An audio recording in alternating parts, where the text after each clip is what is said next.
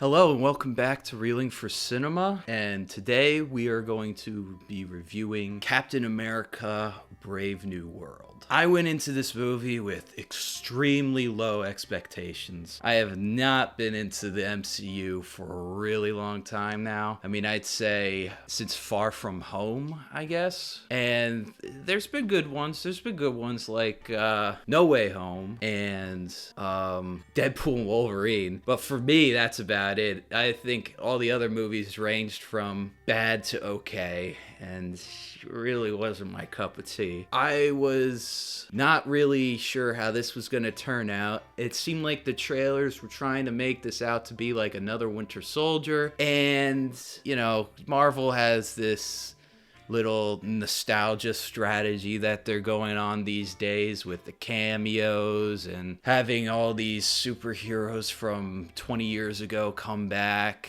And now with this, they seem like they're trying to connect from the older MCU movies to this one. And I think mostly suffers for it because it's titled Captain America, and a good bit of it is about Harrison Ford, formerly portrayed by William Hurt before he passed away, Thaddeus Ross, or the Red Hulk. And they really went hard with the marketing for Red Hulk, even though it's pretty disappointing with what they were doing. They were trying to do a little build up with it, but it does not work. It doesn't work at all. Same thing with Giancarlo Esposito. They tried to drum him up a bit. They marketed this movie in all the wrong ways. They're trying to make the Serpent Society, led by Giancarlo Esposito's character, be this big bad, trying to be like Hydra from the Winter Soldier, but you find out that he's just added for star power, and they just want to put him in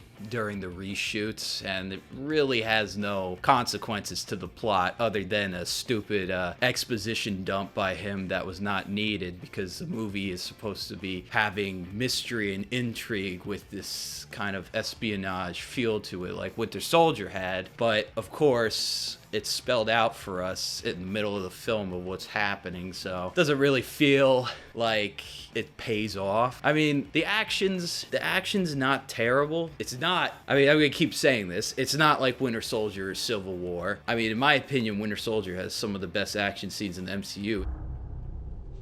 Before we get started, does anyone want to get out? I mean, come on, you got that scene on the overpass with Bucky and Cap. I mean, that's some high-level fight choreography. This had some cool stuff in it, but it also had some really glaring CGI issues. This has been a problem for Marvel since Black Widow, probably, with those horrible green screens. I mean, it's just bad. I don't know if it's because of over COVID or the animators are getting overworked or what, but it's just not what it used to be. I mean, you go back and see the comparison with Thanos. I mean, to me, Thanos is one of the best CGI characters I've ever seen, other than probably Davy Jones from Pirates of the Caribbean, which is crazy because that was years ago.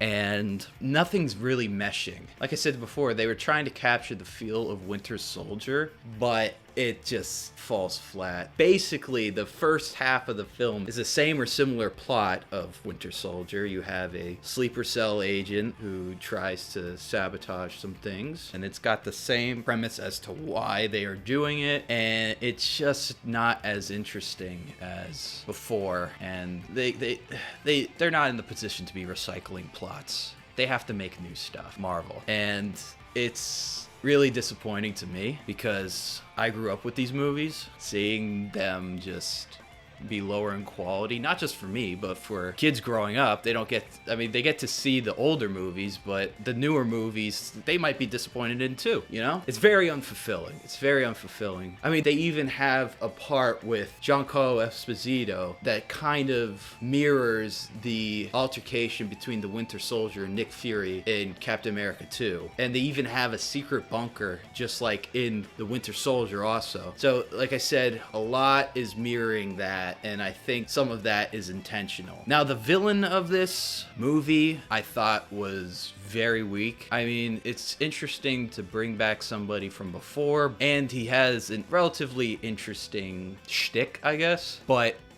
I mean, he's just... his plan is essentially unsuccessful, and for a guy in the movie, his ability is that he can calculate percentages of what events would occur, and it seems like he didn't really prepare for what was going to happen in the last act of the film. Yeah, it happened, but I don't think he was going to believe that it would end up that way, and I think it kind of ruins that character too. And also, I mean, I like Anthony Mackie as Captain America and Falcon, but I just think overall the acting and the writing, the quality of that is just taking a real downturn.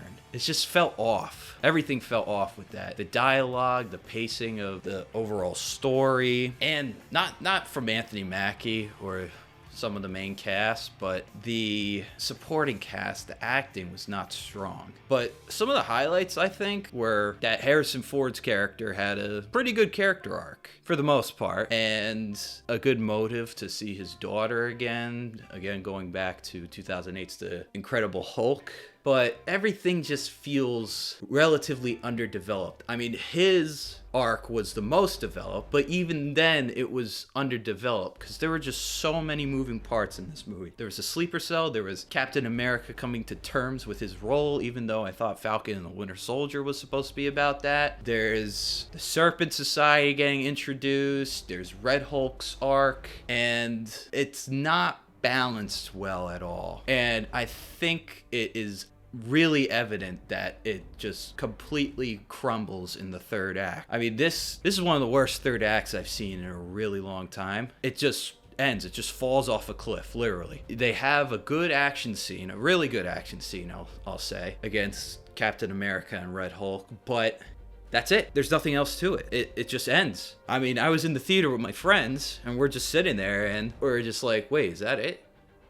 It's over? No way. It can't be over. There's got to be more movie to this. And there wasn't. I mean, it's strange. It's strange. So I guess that goes hand in hand with it having such great problems being in development, but it just didn't feel like a finished product. And I believe that this movie is one of the most important movies that Marvel would be putting out, because they did all their nostalgia bait movies, and now this movie is their essentially own again. And it's a solo movie building up a very important character, Captain America, potentially leading the Avengers, and it just falls flat. But I mean, everybody keeps coming back to these movies, so we'll see what happens with Fantastic Four. There's some optimism with that movie too, but hopefully that's good. I mean, it says first steps, hinting like, oh, we're taking the first steps to a new MCU, maybe, but I wouldn't count on it. I'm more excited for the DCU because it's fresh and new. Yeah, I just did not feel this movie. I'm gonna give it a do not recommend.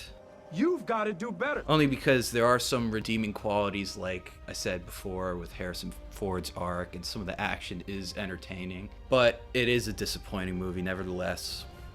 Anyway, thank you for watching, and please remember to like and subscribe.